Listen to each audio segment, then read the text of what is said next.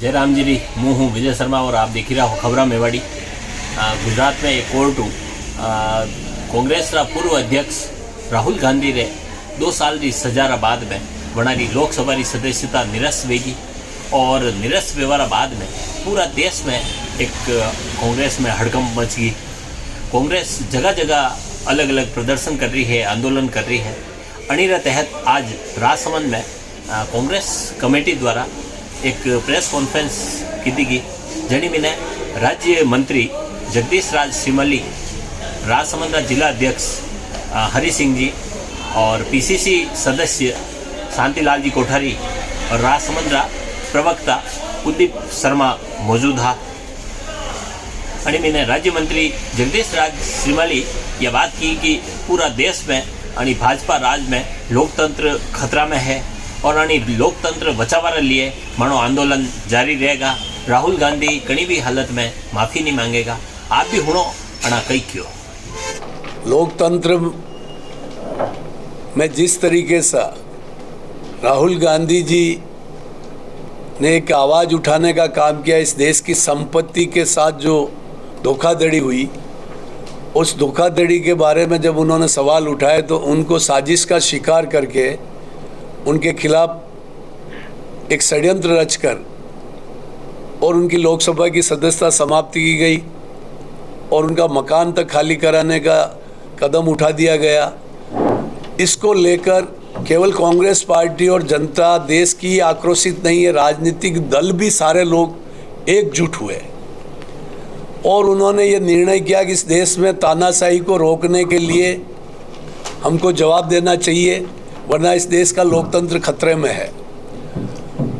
तो 24 तारीख के निर्णय के अनुसार 29 मार्च से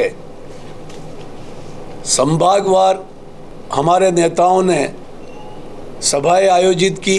लड़ेंगे, हम जेल जाने के लिए तैयार हैं क्योंकि हमारे नेता के खिलाफ षड्यंत्र और साजिश की गई है। इसको देश कमज़ोर होगा, लोकतंत्र कमज़ोर होगा।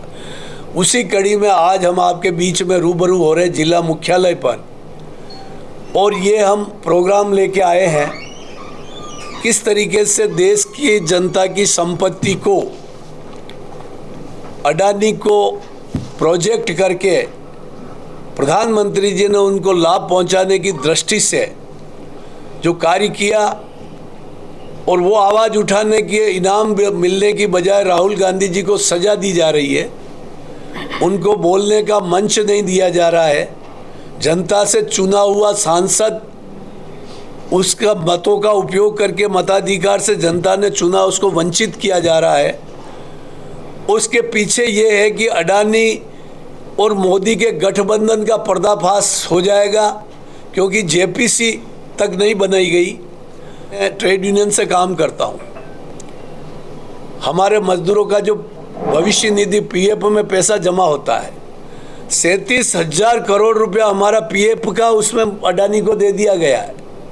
जो हमारी गाड़ी कमाई है पसीने की, हमारा बुढ़ापा के सहारा है, वो उसको दे दिया गया। बैंक और बीमा को दे दिया गया। ये सारी चीज़ें इस देश के साथ हुई है और देश के हर नागरिक को मैं आपके माध्यम से कहना चाहता हूँ कि उसको सड़क पे उतर के आवाज़ बुलंद करनी चाहिए, वरना ये देश आर्थिक रूप से खोखला होकर एक व्यक्ति के ऊपर धन केंद्रित होगा और वो अगर व्यक्ति खुदा न खास्ता दिवालिया हो जाए, बर्बाद हो जाए, तो ये देश डूब जाएगा। और इसी कड़ी में हम 30 अप्रैल तक का एक प्रोग्राम लेकर हम आए हैं और उस प्रोग्राम के तहत आज ये प्रेस कॉन्फ्रेंस जिला स्तर पे हो रही है। मैं तो एक बात पूछना चाहता हूँ कि जो राहुल जी ने कहा और जो 2-3 नाम लिए, वो सब के सब मोदी थे या नहीं थे, ये मैं आपसे पूछना चाहता हूँ। तो कहते हैं सब मोदी मोदी क्यों कहा? अरबों तो सब मोदी थे इसलिए मोदी कहा। सदस्यता ख़त्म क्यों करना? कि अगर ये संसद में रहेंगे तो अडानी और मोदी के बीच में जो 20,000 करोड़ रुपए का एक सेल कंपनी द्वारा पैसा लगाया गया है, उसके बारे में वो प्रश्न पूछ रहे हैं कि ये पैसा किसका है, इस पे जेपीसी बननी चाहिए और जेपीसी के माध्यम से जांच होनी चाहिए। मैं तो आप सबसे पूछना चाहता हूँ कि क्या आप नहीं चाहते हैं कि देश की पूंजी सुरक्षित रहे। कोई व्यक्ति अगर दाव लेता है कि मुझे जेल में रखो या फांसी पे चढ़ाओ, मैं देश की आवाज़ संसद में और मीडिया में बोलता रहूँगा, जनता के बीच में बोलता रहूँगा, तो उसको कोई नहीं रोक सकता। और आज राहुल जी ने कहा कि चाहे आप मुझे जेल भेज दें, चाहे बंगला खाली करा दें, चाहे सदस्यता खारिज कर दें, पर मेरी आवाज़ नहीं रुकेगी और मैं नहीं माफ़ी मांगूंगा। और माफ़ी किस बात की मांगी? भाजपा कह रही है कि कांग्रेस अदालतों के निर्णयों का सम्मान नहीं करती है, इसलिए इस तरह की बात है। सम्मान कर रहे हैं, सदस्यता खत्म करे हुए स्वागत कर रहे हैं। ठीक है, आपने सदस्यता खत्म कर दी, वहाँ भी उन्होंने कहा था कि मैं माफ़ी नहीं मांगूंगा, सदस्यता खत्म हो जाने दो। वो माफ़ी मांगते शायद उनकी सदस्यता बच रही थी। आप न्यायालय का सम्मान कर रहे हैं, तो यहाँ पर गलत कौन है फिर? गलत तो ये है कि मैं ये कहता हूँ कि कोई भी फैसला होता है वो सही हो ये ज़रूरी नहीं है। गलत है या नहीं है वो तो अगली अदालत सुन रही है। अगर अगली अदालत सुन रही था, कोई न कोई फैसले में कमी रही तभी अदालत आगे सुनेगी ना। मेरा इसमें कहना है कि 30 दिन में अपील का समय दिया था। 30 दिन के अपील के समय के पहले उन्होंने संसद की सदस्यता समाप्त क्यों की? नहीं, वो तो जैसा आपने ही बताया उसमें कि नियम ये होता लोकसभा है में 24 ये घंटे नियम में आपको वापस स्टे लेना होता है। राहुल गांधी ने 24 घंटे में स्टे क्यों नहीं लिया उसके ऊपर? नहीं, 30 दिन का समय है ना, 30 दिन में समय 30 दिन तो सजा के लिए तो उसमें नहीं, सजा रोकी है। नहीं, सजा रोकी है। 30 दिन के लिए सजा रोकी है और ये दिया है उनको कि अधिकार की आप 30 दिन के अंदर अपील कर सकते हो। सजा रोक दी गई है, बोला उसी वक्त गिरफ्तार करते गुजराती हैं। में जजमेंट लिखा, वो ट्रांसलेट करने का भी तो टाइम मिलना चाहिए ना। तो ये तो आप भी जान रहे हो, हम भी जान रहे हैं कि बिल्कुल सुनियोजित तरीके से राहुल गांधी को बोलने से रोका जा रहा है। नहीं, जैसे न्यायालय में ये भी आ रहा है कि जज ने 2-3 बार पूछा कि क्या आप अपनी बात पर सॉरी फील करते हैं या माफ़ी मांगते हैं, तो राहुल जी ने मना कर दिया कि मैंने कोई गलत नहीं कहा। हाँ, तो वो मानते हैं कि मैंने चोर को चोर कहा ना उन्होंने। क्या नीरव मोदी पैसे लेके नहीं भगा? नरेंद्र मोदी का भी नाम लिया था उन्होंने इसी मोदी के साथ। और साहब, बचाने वाला भी तो चोर होता है ना, उनके नाक के नीचे गए हैं कोई। बचाने वाला भी तो चोर है ना, चोर को बचा रहा वो क्या है?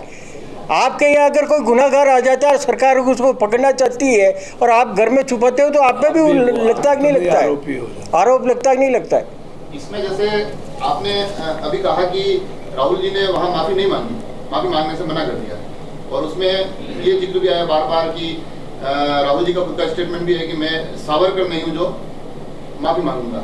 मगर कल के दिन की अखबार की खबरें थी कि अब उस मुद्दे पर भी एनसीपी और कांग्रेस के बीच में वार्ता हुई और कांग्रेस ने कहा कि हाँ भाई अब हम सावरकर का नाम नहीं लेंगे। मतलब इसका मतलब सावरकर का नाम भी सिर्फ राजनीतिक नफे और नुकसान के लिए और राजनीतिक दावपेच के लिए लिया जा रहा था, इसका मतलब नहीं, जो उनका कहना ये था कि एनसीपी शरद पवार साहब का और उद्धव ठाकरे जी का ये कहना था कि जिस मुद्दे पे अपन लड़ रहे हैं वो लोकतंत्र को बचाने का मुद्दा है।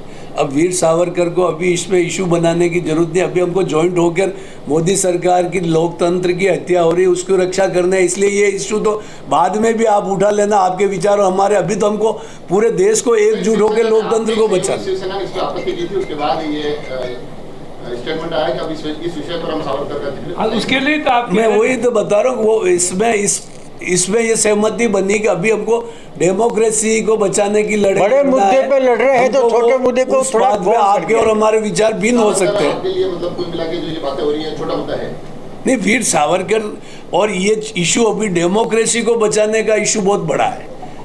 मेरा सवाल जिलाध्यक्ष जी से है कि आप कह रहे हैं कि आज लोकतंत्र की हत्या हुई है। जब इलाहाबाद हाईकोर्ट का फैसला 1975 में इंदिरा गांधी जी के विरुद्ध आया था, जब चुनावी अनाचार को लेकर, तब भी तो देश में आपातकाल लगा था। वो उसकी कांग्रेस ने सजा भुगती है, राज चला गया है। इसमें आपने अडानी वाले मामले का भी जिक्र किया, मगर अभी थोड़े समय पहले ही जो बिजनेस समिट हुई थी उसमें अडानी जी की बहुत तारीफें अशोक गहलोत साहब ने भी की थी, निवेश के लिए आमंत्रित किया और वो यहाँ काम भी कर रहे हैं। उन्होंने तारीफ नहीं की, उन्होंने ये कहा जब पत्रकारों, हाँ मैं बता रहा हूँ, जो राजस्थान इंडस्ट्रियल समिट हुई थी उसमें ऑनलाइन सारे उद्योगपतियों ने आवेदन किए और आवेदन किए उसमें प्रॉपर चैनल से गौतम अडानी ने भी सोलर प्रोजेक्ट में इन्वेस्टमेंट किया। उसमें राहुल अशोक जी गहलोत ने हर निवेशक के लिए कहा कि राजस्थान की धरती पे जो भी निवेशक पैसा लगाने आया मैं उसका स्वागत करता हूं। उन्होंने कोई स्पेशल उनको तोहफा या अलग से कोई उनको वीआईपी दर्जा देकर अन्य उद्योगपतियों से ऊंचा नहीं रखा। उन्होंने सारे उद्योगपतियों को समान इन्वेस्टर को। पर जब ब्लैक लिस्टेड है आपकी नजर में अगर वो, तो उनको मौका ही नहीं देना नहीं, ब्लैक लिस्टेड तो उसके बाद हुए जब ये सबमिट हुई, तब तक तो गौतम अडानी के ऊपर ये जो घोटाले वाले कांड उजागर नहीं हुए थे ना, उस समय तो वो ब्लैक लिस्टेड नहीं हुआ है, ये उसके बाद की बात है। तो इसलिए उस समय में जो राजस्थान सरकार ने उनको एक आम उद्योगपति की तरह ट्रीट किया, कोई उसको वीआईपी दर्जा नहीं दिया। अभी जैसे राजस्थान में तो कार्य कर ही रहे हैं। देश में लोकतंत्र हिंदुस्तान में है या नहीं है? राजस्थान में लोकतांत्रिक पद्धति अशोक जी गहलोत की सरकार के समय चल रही है, तो उनके काम बंद कराना मतलब वो तो तानाशाही से हम उसको उद्योग लगाया, उनके प्रोसीजर, उनका मौलिक अधिकार है, उद्योगपति उद्योग लगाएगा। अगर उसमें गलत काम करेगा और राजस्थान में टैक्स चोरी करेगा या श्रमिकों का शोषण करेगा, तब जाकर उसके खिलाफ एक्शन लिया जाएगा।